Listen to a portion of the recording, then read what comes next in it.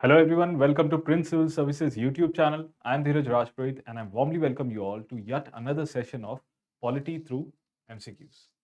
As you all are aware that we are discussing polity questions that have been asked in prelims examination. So we have already discussed 2022, 2021, 2020, 2019 and 2018 prelims question. As per your demand, we are continuing this series and today we will be discussing 2017 prelims questions based on polity.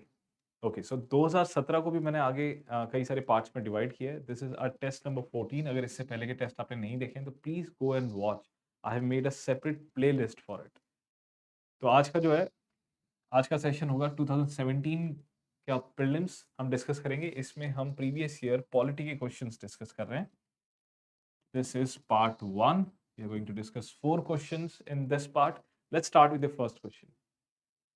One of the implication of equality in society is the absence of privileges, restraints, competition, ideology.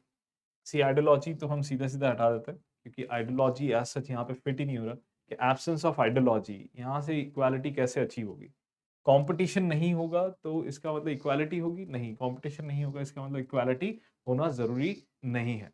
रेस्ट्रेंट्स, देखिए रेस्ट्रेंट्स अगर absence of रेस्ट्रेंट्स है तो वो freedom होगी, equality नहीं होगी, freedom होगी. But अगर प्रिविलेजेस नहीं है यानी कि स्पेशल पावर्स,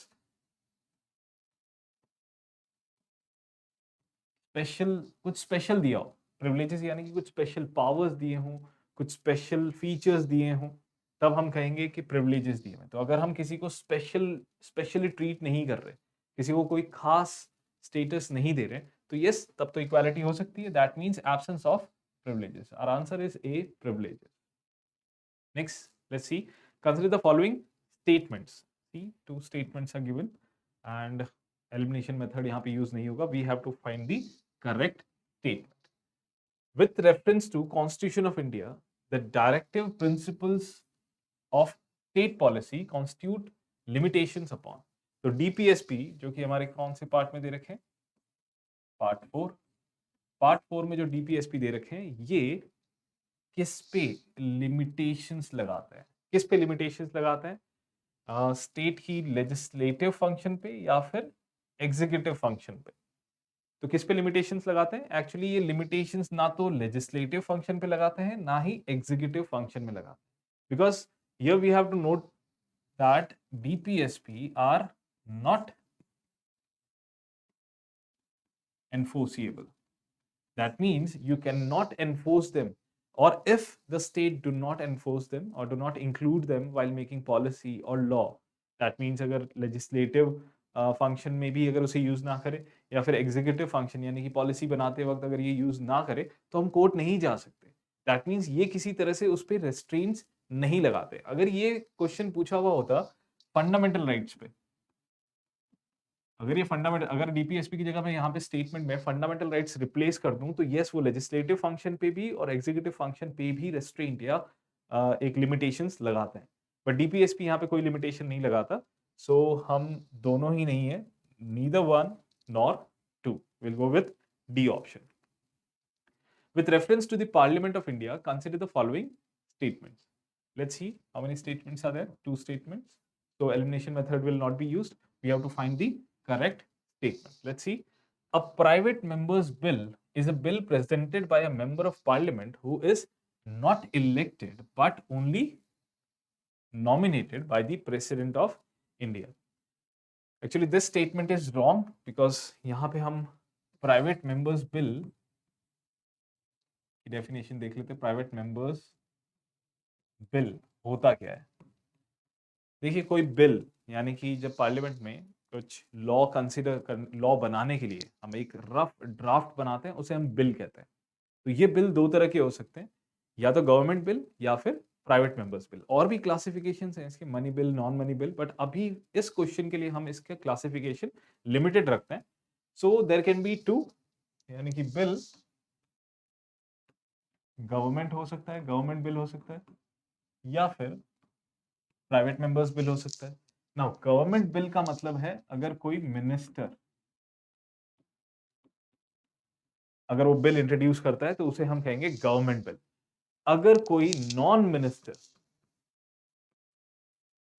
अगर कोई नॉन मिनिस्टर बिल इंट्रोड्यूस करता है तो उसे हम कहते हैं प्राइवेट मेंबर्स बिल। तो इस केस में यहां पे स्टेटमेंट में क्या लिखा है, that it will be introduced not elected member but by a nominated member. तो ये जरूरी नहीं है, ये स्टेटमेंट इसलिए गलत है because private member bill actually non minister, मान लेते हैं कि अभी जैसे बीजेपी की गवर्नमेंट है, तो बीजेपी के कोई मिनिस्टर यानी कि Amit Shah the home minister, अगर वो कोई बिल इंट्रोड्यूस करते हैं तो उसे कहेंगे हम गवर्नमेंट बिल, क्योंकि वो मिनिस्टर है।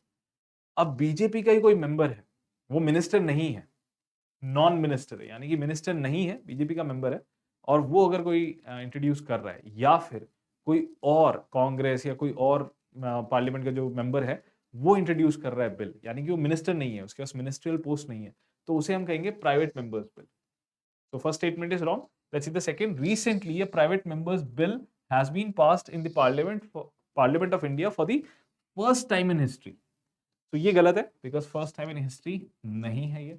लास्ट प्राइवेट मेंबर्स बिल 1970 में पास हुआ था, एंड फर्स्ट अगर बात करें, फर्स्ट जो हुआ था वो 1952 में हुआ। मुस्लिम वक्फ बिल जो पास हुआ था वो एक प्राइवेट मेंबर्स बिल था और वो पास हुआ था। तो ये फर्स्ट बिल जो पास हुआ है वो जस्ट हमारे कॉन्स्टिट्यूशन कमेंट्स हुआ उसके 2 साल के बाद ही प्राइवेट मेंबर्स बिल पास हो गया था। बट बहुत limited private members bill pass होते हैं, मोस्टली 14 गिने चुने से 14 प्राइवेट मेंबर्स बिल है जो लॉ में कन्वर्ट हुए, बाकी सारे के सारे या तो फिर डाइल्यूट हो गए। नाउ यहाँ पे स्टेटमेंट हमारा ये भी गलत है, so we have to find the correct statement, neither one nor two. Let's see the final question of this session. The Parliament of India exercises control over the functions of the Council of Ministers. यानी कि control कौन control कर रहा है? Parliament. Parliament control करे council of ministers को किस तरीके से? देखते हैं यहाँ पे 3 है तो एलिमिनेशन मेथड यूज किया जा सकता है। Will go with the C first, adjournment motion. Yes, इससे कंट्रोल करते हैं। एडजॉर्नमेंट मोशन का मतलब होता है जो भी कामकाज चल रहा है, जो डिस्कशन चल रहा है उसे एडजॉर्न किया जाए और कोई इंपॉर्टेंट इशू है उस पर डिस्कशन करेंगे। So yes, council of minister पे कंट्रोल किया जा सकता है एडजॉर्नमेंट मोशन। क्वेश्चन आर सबसे पहला जो 1 घंटा अलॉट किया जाता है जिसके अंदर काउंसिल ऑफ मिनिस्टर्स से सवाल किए जा सकते हैं, बाकी जो मेंबर्स हैं वो सवाल कर सकते हैं, इसीलिए इसको क्वेश्चन आर कहते हैं। यस, क्वेश्चन आवर्स के थ्रू भी उसे कंट्रोल किया जा सकता है। Supplementary questions, yes, supplementary questions उसे उन्हें कहते हैं जैसे एक सवाल पूछ लिया, किसी मिनिस्टर से सवाल पूछ लिया, उन्होंने जवाब दे दिया, तो वापस अगर कोई सवाल किया जाए उसी इशू पे, उसी टॉपिक पे, तो उसे कहेंगे सप्लीमेंट्री क्वेश्चन। यस, तो ये तीनों ही तरीके हैं उसे कंट्रोल करने के। So will go with 1, 2 and 3। On this note, I'll end my session here. I hope you enjoyed the video और आपको कुछ नया जानने को मिला होगा।